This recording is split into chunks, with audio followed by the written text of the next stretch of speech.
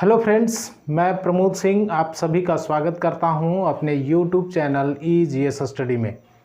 आज हम लोग बात करेंगे झारखंड में शिक्षक नियुक्ति की नियमावली पर। क्योंकि कई सारे कमेंट्स आए हैं और कई ऐसे कमेंट्स बीच बीच में जो वीडियो मैंने अपलोड किए थे सीटेट का या चाइल्ड साइकोलॉजी का, उस वीडियो में कई प्रकार के कमेंट्स आए थे, साथ में पर्सनल मैसेजेस आए थे कि सर हम फॉर्म फिलअप कर सकते हैं कि नहीं, 2020-22 के सेशन में हम बीएड कर रहे हैं तो क्या हम फॉर्म फिलअप कर सकते हैं या नहीं, क्या हम सीटेट में बैठेंगे तो उसका सर्टिफिकेट का मान्यता होगा या नहीं, डीएलएड मान्य होगा या नहीं। कई सारे प्रश्न थे। उसके बाद लैंग्वेजेस से रिलेटेड क्वेश्चन पूछे जा रहे थे, तो मैंने उन सभी से कहा कि चलिए अब एक वीडियो ही मैं आपको अवेलेबल करवा दे रहा हूं।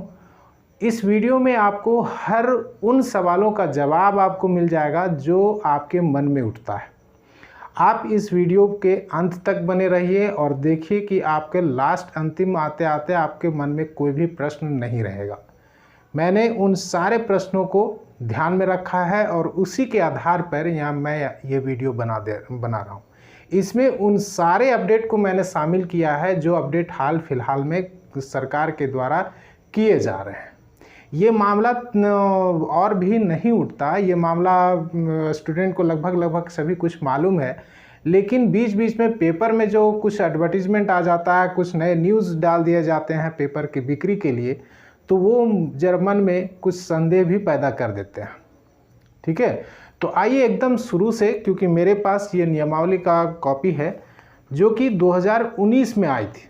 ठीक है, इसका हम बता रहे हैं आपको कि 2019 में ये नियमावली बनी थी, जो कि संख्या 8V104/2018 1603 ये था, इसका पत्रांक दिनांक कह सकते हैं। ठीक है, और इसके आधार पर, क्योंकि यही मुख्य नियमावली है जिसमें आपको सारी चीज़ें आपको बताई गई हैं और जो अभी भी पेपर में दिया जा रहा है, ऐसा कुछ नहीं, कोई नया नहीं है। कुछ हल्का फुल्का संशोधन किया जाना है, लेकिन वो संशोधन अभी नहीं हुआ है। फिर भी मीडिया में अपने पेपर को बेचने के लिए पेपर में बहुत तरीके का न्यूज़ छापा जा रहा है, लेकिन उस न्यूज़ पर आप ध्यान ना दें। आज जो मैं आपको ये वीडियो में दे रहा हूँ उसको ध्यान से देखें। हर एक चीज़ आपके माइंड में जो भी प्रश्न उठ रहे हैं वो सारे प्रश्नों का हल आपको मिलेगा। सबसे पहले ये देखिए, किसी भी नियमावली में फर्स्ट सेक्शन जो होता है उसमें इंट्रोडक्शन रहता है, जिसमें आप उस नियमावली का हर एक जो वर्ड होता है उसका डिफिनेशन दिया हुआ रहता है, साथ में या फिर उसमें उसका मीनिंग बताया रहता है। तो फर्स्ट में इसका में भी मीनिंग दिया हुआ, विस्तार, प्रारंभ, परिभाषाएं ये सारी दी हुई हैं। ये नियमावली का मुख्य पाठ शुरू होता है अध्याय 2 में शिक्षक पात्रता परीक्षा से। ठीक है, अब एक एक चीज़ को आप ध्यान से समझेंगे और हम भी आपको बताते जा रहे हैं। देखिए क्या लिखा है अध्याय 2 में। ठीक है, अध्याय 2 में शिक्षक पात्रता परीक्षा है। इसमें लिखा है, तीसरा, अधिनियम की धारा 23(1) के अंतर्गत शिक्षक के पद पर नियुक्त होने के लिए न्यूनतम अर्हता जो होता है, न्यूनतम योग्यता जो होता है, वो निर्धारित करने हेतु राष्ट्रीय अध्यापक शिक्षा परिषद अर्थात NCTE को केंद्र सरकार द्वारा अकादमिक प्राधिकार अधिसूचित किया गया है। ठीक है, राष्ट्रीय अध्यापक शिक्षा परिषद NCTE द्वारा निर्धारित न्यूनतम योग्यता धारित करने वाला व्यक्ति ही शिक्षक के रूप में नियुक्ति का पात्र होगा एवं न्यूनतम अर्हता निर्धारित करने के संबंध में राष्ट्रीय अध्यापक शिक्षा परिषद NCTE द्वारा निर्गत सभी आदेश और निर्देश अथवा संशोधन स्वतः इस नियमावली के अध्याय 2 का अंश होगा। यानी कि अध्याय 2 ही हम पढ़ रहे हैं। उसमें तीसरा जो पॉइंट है, अध्याय 2 का पहला पॉइंट आपको हम बता रहे हैं।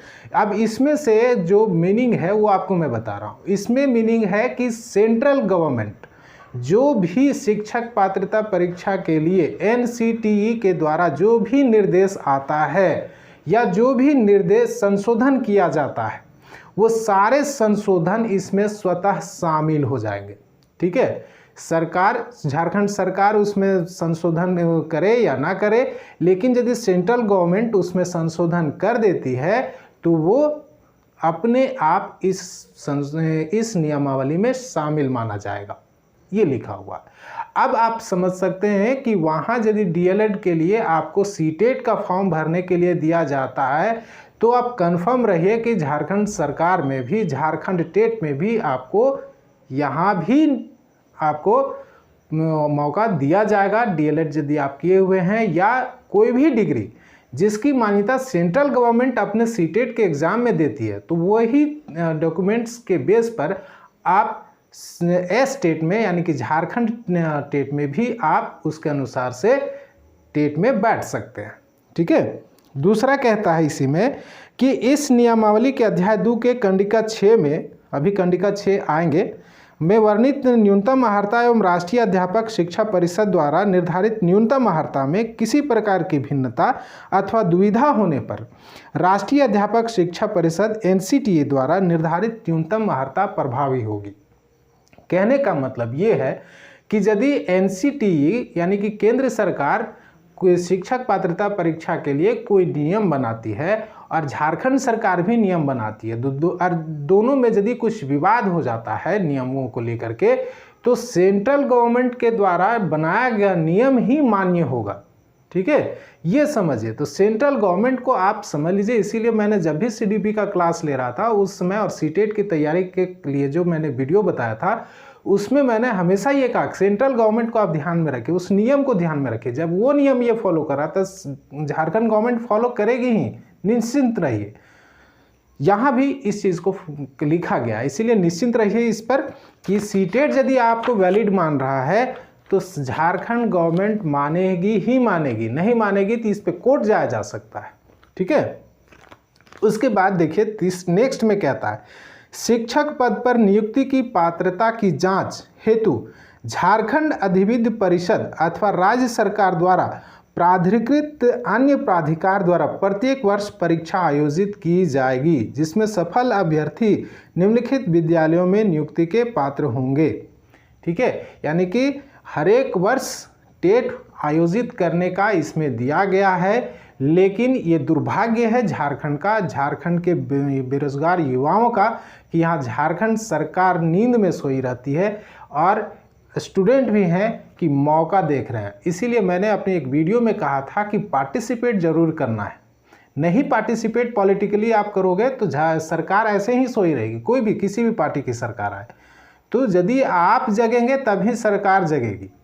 ठीक है, किसी भी पार्टी की सरकार हो, उसको पता है कि हम फिर लास्ट में वादे करेंगे, उसको पालन करें या ना करें, उस वादे के बेस पर फिर हमको वोट मिलेगा ही मिलेगा, सरकार फिर बनेगी। और हम लोग भी वैसे ही कि फिर उसके वादे पर आ जाते हैं और उसको वोट दे करके फिर भेज देते हैं। ठीक है, चलिए उस सब की बातें के बाद अब देखिए नेक्स्ट यहाँ कहता है कि प्रारंभिक विद्यालय में वो यदि टेट आप पास रहते हैं तो प्रारंभिक विद्यालय में नियुक्ति होगी, और उच्च प्राथमिक विद्यालय में। मैंने आपको बताया भी था कि प्राथमिक विद्यालय जो है वो 2 भाग में है, लोअर प्राइमरी और अपर प्राइमरी। तो लोअर प्राइमरी में भी आप टेट यदि उत्तीर्ण है तो लोअर प्राइमरी में भी जा सकते हैं और अपर प्राइमरी में भी जा सकते हैं। अब यहाँ इससे आगे जो है वो इम्पॉर्टेंट है, छठा कहता है कंडिका अध्याय 2 का कंडिका 6 इसी को कहते हैं, इसीलिए ध्यान में रखिएगा। कंडिका 6 सबसे इम्पॉर्टेंट है। शिक्षक पात्रता परीक्षा में शामिल होने के लिए न्यूनतम अर्हताएँ निम्नलिखित हैं। क्या है भाई? भारत का नागरिक हो, यह आप भी जान रहे हैं। दूसरा, आपराधिक मामले में सक्षम न्यायालय द्वारा दोषी सिद्ध नहीं हो, यानी कि उसके ऊपर में यदि केस चल रहा है, ठीक है, केस चल रहा है लेकिन केस का जजमेंट नहीं आया है तो भी वो इसमें एलिजिबल है कि वो भर सकता है, बशर्ते उसका यदि फैसला आता है और वो दोषी सिद्ध हो जाएगा तो वो फिर ख़त्म हो गया, उसका कैंडिडेचर जो है वो ख़त्म हो जाएगा। ठीक है, दोषी सिद्ध नहीं होना चाहिए। नेक्स्ट तीसरा जो है शैक्षणिक और प्रशैक्षणिक योग्यता। अब शैक्षणिक और प्रशैक्षणिक योग्यता जो है मैं आपको इस बोर्ड में लिखा हूँ, उस बोर्ड में आपको मैं बताता हूँ।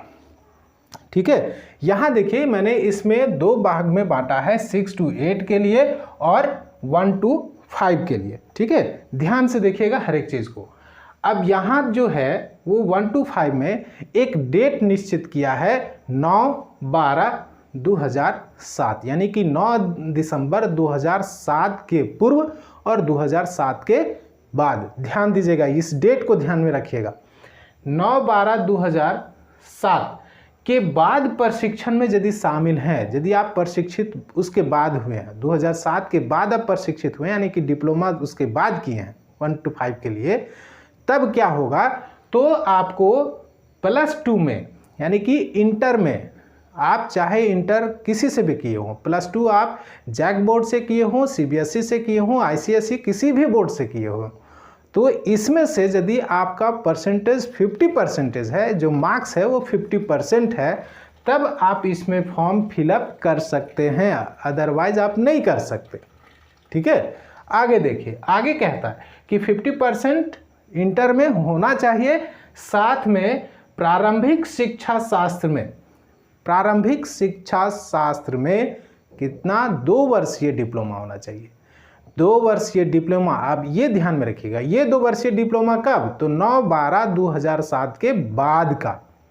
ठीक है, 9/12/2007 के बाद यदि आप प्रशिक्षण लिए, 2 वर्षीय डिप्लोमा आपके बाद है, तब आपको 50% इंटर में चाहिए। लेकिन यदि 9/12/2007 से पहले का आपके पास डिप्लोमा है, तो आपको 45% चाहिए। ठीक है, समझ में आई बात कि क्या है। सो यही नेक्स्ट में मैंने आपको लिखा है कि 9/12/2007 से पूर्व प्रशिक्षित यदि हैं तो +2 में 45% और प्रारंभिक शिक्षा शास्त्र में 2 वर्षीय डिप्लोमा जो आपके पास है वो। ठीक है, समझ में आई बात।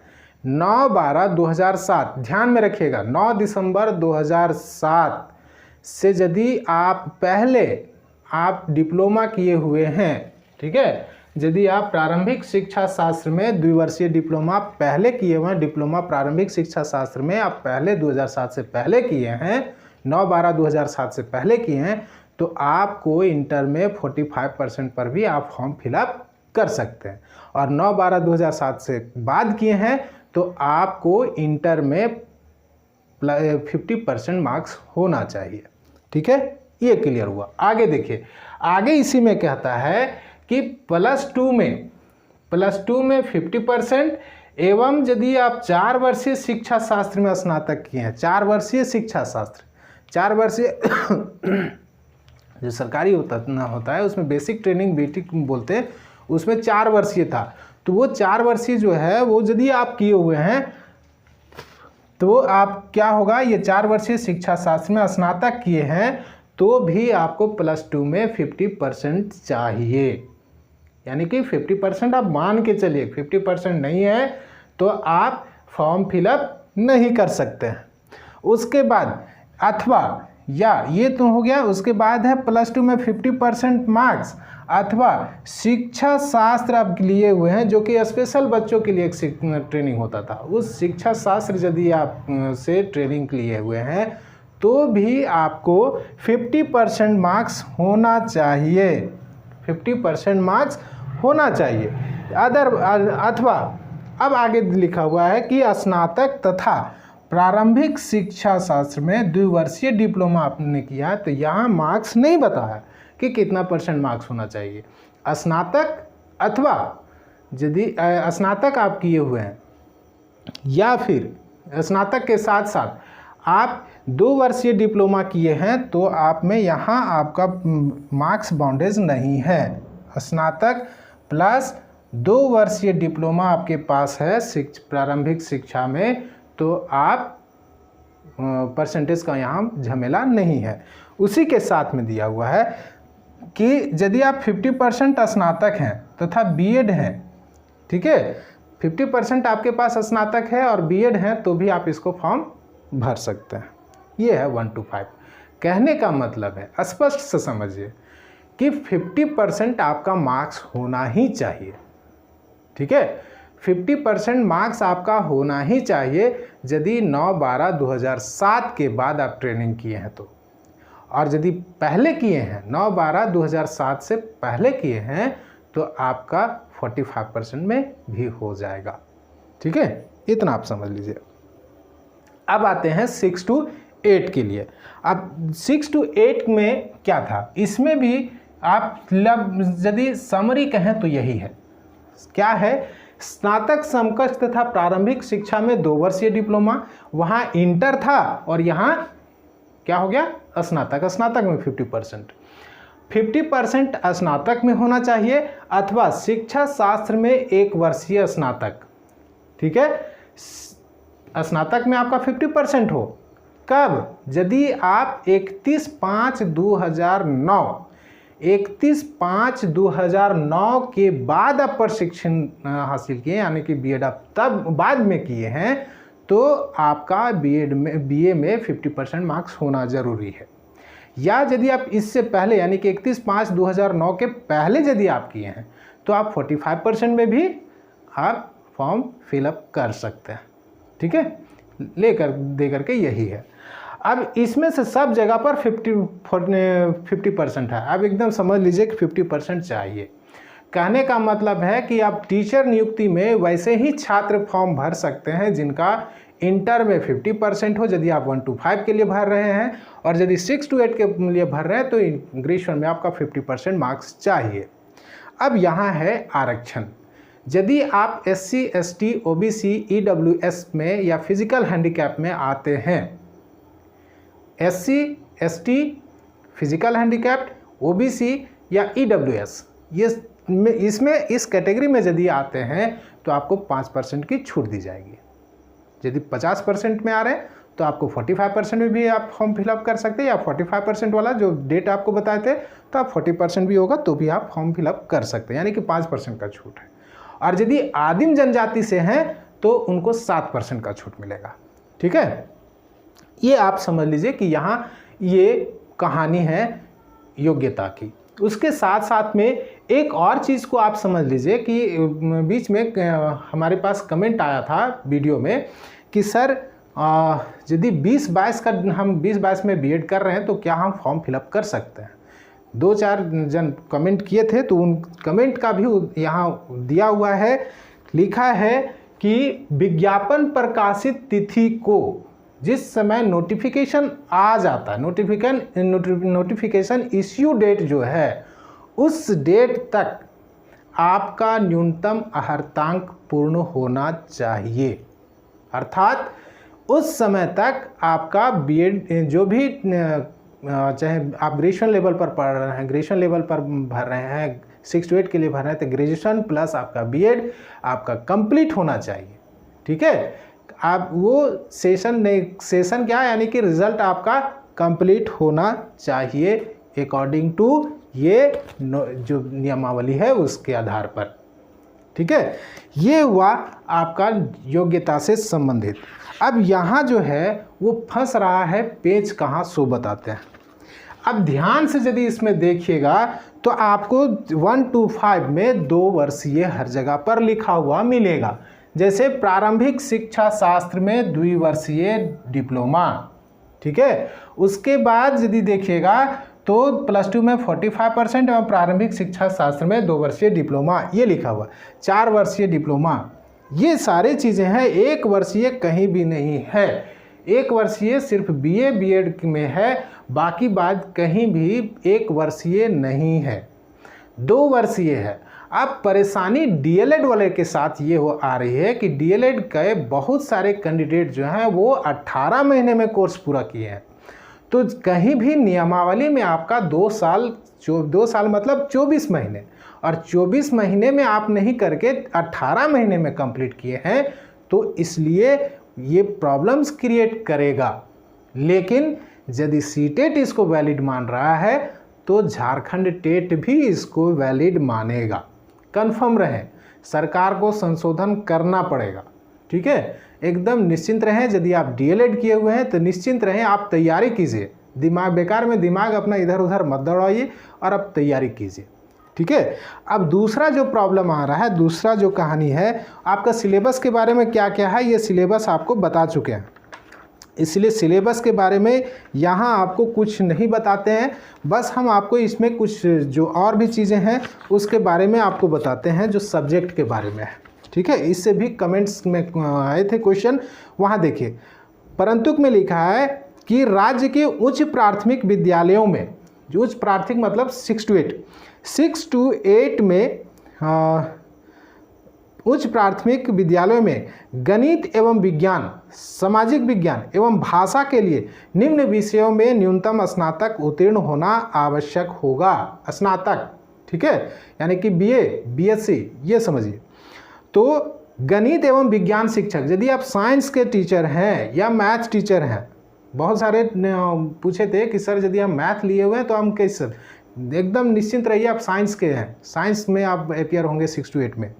साइंस का क्वेश्चन, साइंस में 30 क्वेश्चन रहता है, ऐसे करके उसका साइंस और मैथ दोनों से क्वेश्चन पूछे जाते हैं, इसलिए इसमें रहिएगा।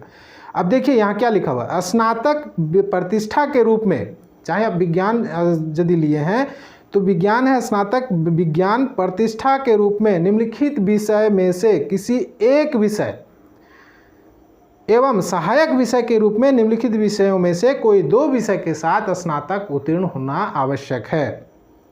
कौन कौन है सब्जेक्ट देखिए, मैथ, फिजिक्स, केमिस्ट्री, जियोलॉजी है और बायो है, यानी कि गणित, भौतिकी, रसायन शास्त्र, वनस्पति विज्ञान और जीव विज्ञान। ठीक है, ये आपका टॉपिक है, सब्जेक्ट है। उसके बाद दूसरा है सामाजिक विज्ञान शिक्षक के रूप में, तो स्नातक कला प्रतिष्ठा के रूप में, यानी कि जो ऑनर्स होता है उसके रूप में निम्नलिखित विषयों में से किसी एक विषय तथा सहायक विषय के रूप में निम्नलिखित विषयों में से कोई 2 विषय के साथ उत्तीर्ण होना आवश्यक है। ध्यान में रखिएगा, प्रतिष्ठा लिखा हुआ, प्रतिष्ठा मतलब हुआ ऑनर्स होना चाहिए, पास कोर्स वाले यहाँ नहीं लिखा हुआ है। ध्यान में इस चीज़ को रखेंगे। पास कोर्स जैसे ग्रेजुएशन जो करते हैं वो पास कोर्स में भी करते हैं, जिनका 45% नहीं आता वो पास कोर्स भी कर लेते हैं, और ऑनर्स होता है, एक ऑनर्स होता है, एक पास कोर्स होता है। ऑनर्स यानी 45% के बाद जब आप कोई सब्जेक्ट लेते हैं तो ऑनर्स होता है। तो जब ऑनर्स आप किए हैं तभी आप फॉर्म फिलअप कर सकते हैं, पास कोर्स वाले यहाँ फॉर्म फिलअप नहीं कर सकते। ठीक है, सामाजिक स्नातक प्रतिष्ठा के रूप में निम्नलिखित विषयों में से किसी एक विषय तथा सहायक विषय के रूप में निम्नलिखित विषयों में से कोई 2 विषय के साथ उत्तीर्ण होना चाहिए। एक विषय को होना चाहिए ऑनर्स के रूप में और 2 विषय सब्सी के रूप में। इतिहास, भूगोल, राजनीति शास्त्र, अर्थशास्त्र और समाजशास्त्र, यानी कि history, geography, political science, economics और सोशियोलॉजी में से कोई एक सब्जेक्ट्स में आप ऑनर्स किए हुए हो और 2 सब्जेक्ट आपका सब्सी रहा हो। ठीक है, अब आगे जो है लैंग्वेज पेपर के लिए लिखा हुआ है कि यदि आप लैंग्वेज पेपर से आप फॉर्म भर रहे हैं तो उस लैंग्वेज पेपर में आपका प्रतिष्ठा यानी कि ऑनर्स होना चाहिए, अथवा सहायक विषय के रूप में निम्नलिखित भाषा में कोई एक भाषा अंग्रेजी, हिंदी के साथ अतिरिक्त विषय के रूप में स्नातक उत्तीर्ण होना आवश्यक है, जिसमें सब्जेक्ट आपका शामिल है संस्कृत, उर्दू, फारसी, उड़िया, बंगला, संथाली, मुंडारी, हो, खड़िया, कुड़ुख, कुरमाली, खोरठा, नागपुरी तथा पंच परगनिया, ये शामिल है। ठीक है, अब इसके बाद जो है वो नोट लिखा हुआ जहां सबसे ज़्यादा फजीहत होने वाली है और झारखंड सरकार इसमें भी संशोधन करे। ठीक है, संशोधन यहाँ होना है क्योंकि जो आपको पढ़ रहे हैं उसके बाद आपको इसका डिटेल्स बताएंगे। क्या लिखा हुआ है कि राज्य में अंग्रेजी को अनिवार्य विषय के रूप में विभागीय संकल्प आदेश द्वारा कक्षा 1 से 5 तक अनिवार्य किया गया है। ठीक है, इस आलोक में इंटर प्रशिक्षित श्रेणी हेतु आवेदकों को मैट्रिक स्तर पर अंग्रेजी विषय में उत्तीर्ण होना होगा। इसका मतलब है कि यदि आप 1 to 5 में फॉर्म फिलअप कर रहे हैं तो आपको मैट्रिक में इंग्लिश में पास होना अनिवार्य है। आपका मैट्रिक में इंग्लिश में पास होना ही चाहिए। यदि आप पास नहीं है मैट्रिक में इंग्लिश में तो आप इस फॉर्म को फिलअप नहीं कर सकते हैं। ले दे करके कहानी यहाँ जो कि नई चीज़ जोड़ी हुई है, ये 2013 और 2016 का टेट में ऐसा कुछ नहीं था, क्योंकि हम लोग भी फॉर्म फिलअप किए हुए हैं और फॉर्म फिलअप किए हुए थे तो उस समय चूँकि मेरा इंग्लिश मैट्रिक में पास थे लेकिन इंटर में मेरा इंग्लिश नहीं हम इंग्लिश नहीं रखे हुए थे, तो उस सिचुएशन में यहाँ हम वहाँ फॉर्म फिलअप किए हुए थे और यहाँ इस चीज़ को रखा हुआ है। अब इसका विरोध इसलिए भी जायज़ है क्योंकि सरकार मैट्रिक स्तर पर जिस समय हम लोग भी कर रहे थे उसमें कंपलसरी इंग्लिश में पास करना कंपलसरी नहीं था उसको, यानी कि आप फेल भी हैं इंग्लिश में तो और अन्य सब्जेक्ट्स में आप पास हैं तो आपका रिजल्ट पास में आता था, और डिवीज़न यदि अच्छा फर्स्ट डिवीज़न तो फर्स्ट डिवीज़न आता था, सेकंड तो सेकंड आता था। इंग्लिश में पास फेल से कोई मतलब नहीं होता था। लेकिन अब यहाँ इस चीज़ को जोड़ देना ये समझ से परे यार, इसको सरकार को झुकना पड़ेगा यदि स्टूडेंट जो हैं वो विरोध में आ जाए तो। दूसरा लिखा हुआ है कि क्षेत्रीय व अन्य भाषा में इंटर प्रशिक्षित श्रेणी के आवेदकों को मैट्रिक इंटर स्तर पर संबंधित भाषा में उत्तीर्ण होना होगा।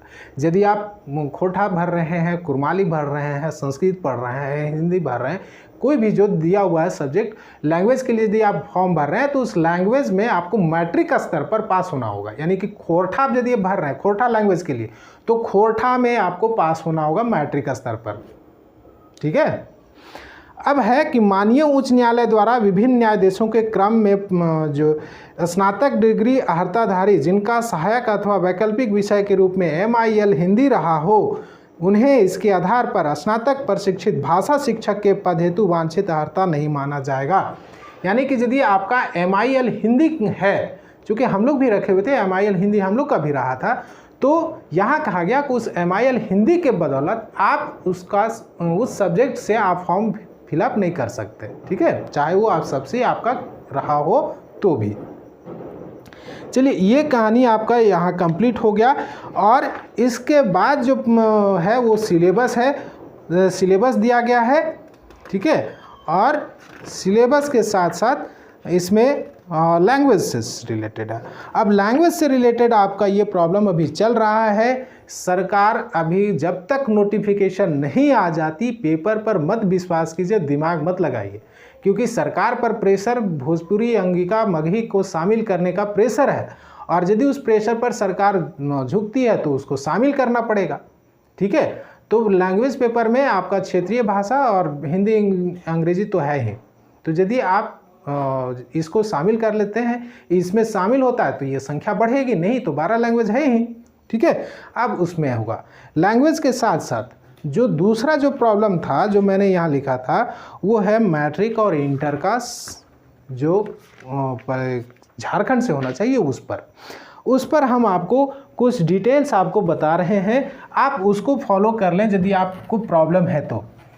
ठीक है, जैसे आपका दिया हुआ था कि यदि आप मैट्रिक और नियम बनाया है कि मैट्रिक इंटर आपको झारखंड से होना ही चाहिए, यानी कि यदि आप फॉर्म फिलअप कर रहे हैं तो मैट्रिक इंटर झारखंड से होना चाहिए।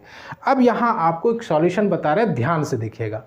मैट्रिक इंटर में पास ये मैट्रिक यानी कि मैट्रिक और इंटर आपका कहाँ से होना चाहिए? इंटर झारखंड से। झारखंड से कहने का मतलब है कि झारखंड में स्थित किसी भी इंस्टीट्यूशन से, आप CBSE से हो सकते हैं, ICSE से हो सकते हैं, जैक बोर्ड से होते हैं, बशर्ते जहाँ जो इंस्टीट्यूशन है वो इंस्टीट्यूशन झारखंड में होना चाहिए।